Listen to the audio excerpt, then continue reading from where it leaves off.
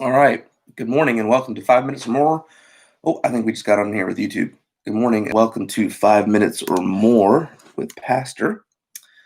It is a Monday morning, July 27th. And if it looks darker in here than it usually is, especially on YouTube, that is because I have my window shades shut because we don't have air conditioning in our house, at least not central heat, not central air. And my office does not have an air conditioning unit in it. And when it's hot like this on sunny days, having that window open makes it like a sauna in this room.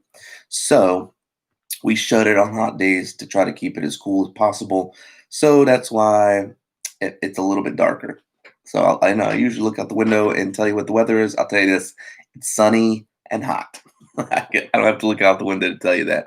I can tell you that it's sunny and hot out there, and so please stay cool and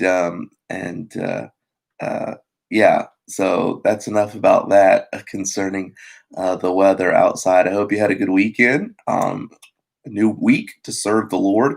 I keep in my mind. I'm still thinking about yesterday and the three statements that Jesus said: honor the Son, bear witness to the truth, search the Scriptures. And I hope that we make those things an everyday part of our life, and certainly something we aim to do every single week. We start a Monday and say, "Hey, this week may not go perfect, work may not go perfect, everything at home may not go perfect, but I have three goals for this week. I want to honor the Son, I want to bear witness to the truth, I want to search the Scriptures this week." And I think the Lord would be pleased with that, and good things to aim to do on a day-to-day and week-to-week basis. But we're here for 5 minutes or more from the Psalms. Psalm 76 is where we are. We're going to share the last two verses of Psalm 76, beginning in verse 11. It says, "Vow and pay unto the Lord your God.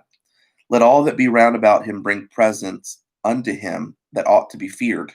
He shall cut off the spirit of princes. He is terrible to the kings of the earth." The psalmist starts here and says, "Make vows to your God and pay them." Really, what he's talking about here is talking to Jews, to Israelites, to surrender their lives to God. They have seen God do so many things for them and deliver them time and time again in some of the most desperate situations, and they have been over and over again greatly blessed by God. And the psalmist says, "Hey, surrender your life to Him. Stop going after other people's gods. Stop going after false idols. Stop going after this or that, or longing back for Egypt. Vow your life to God. Pay it to Him. Give it to Him. Surrender it to Him."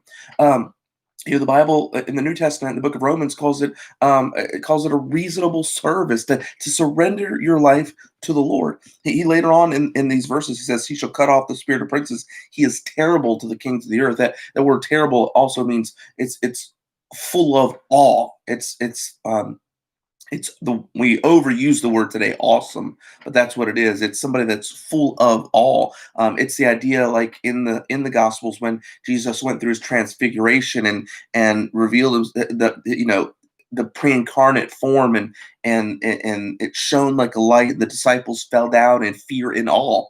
That's what it's talking about here. And then what happened? Jesus came and he touched them. And by the way, can I tell you something? He still desires to do that today. To anyone who humbles themselves before God, uh, He wants to use them. He wants to bless them, and He's patiently waiting. By the way, God was patient with Israel. He's patiently waiting for people to surrender their lives to Him. What's really interesting, from the time of this psalmist and three millennia after, humans have always continued to misunderstand the patience of God. And they mistake it as indifference. They think that God's just indifferent because He doesn't act in their timetable. There was a famous atheist by the name of Robert G. Ingersoll. He was an Illinois lawyer and politician, and he was known for gathering large crowds and giving rousing and inflammatory speeches against the need for a savior. And one of these times, he was out there and he was speaking, and to prove his point, he got up there and he said this. He says, "I'll give God a chance to prove that that he exists, and that he is almighty. And this is what he said. He says, I challenge God to strike me dead in 5 minutes." So the crowd sat there in silence for the first few moments. And then you could see as time ticked by that the entire crowd became uneasy. A few people left the location. They didn't want to be there. One woman fainted. And then 5 minutes passed, and Robert Ingersoll was still alive. And he said, "See, there is no God. I am still very much alive." And after the lecture, there were a few people walking out, and one man went up to a woman, or there was a young man who was a Christian, and a woman came up to him and said to him, "Well, Ingersoll certainly proved something tonight." To which the young man said these words. He says, "Yes, he did. He demonstrated that even the most defiant sinner cannot exhaust the patience of God in 5 minutes." And I want us to just dwell today on the patience of God, to thank the Lord for his patience, that he is long suffering, the Bible tells us to usward. Um, Even the most defiant of sinners cannot exhaust the patience of God in 5 minutes. And the Lord wants us today and then every moment to yield to his spirit. That's really what surrender is. Surrender is a moment by moment yielding of our flesh and our desires to the spirit, to walk in the spirit. And I know I don't do that all the time. And I know uh, that at any moment, God has every right. He's the giver of life, both eternal and temporal life. He in life here, he could give it and take it away, just like the book of Job tells us.